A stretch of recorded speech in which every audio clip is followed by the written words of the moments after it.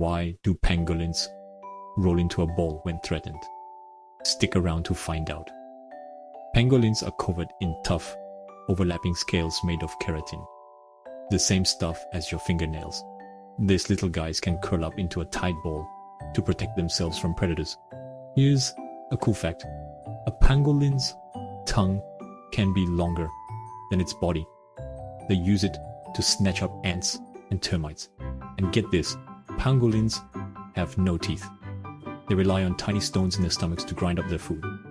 Unfortunately, these amazing creatures are the most trafficked mammals in the world. But there's hope. Conservation efforts are in place to protect these unique animals. So, next time you think about wildlife, give a little love to the pangolin. They're truly one of a kind.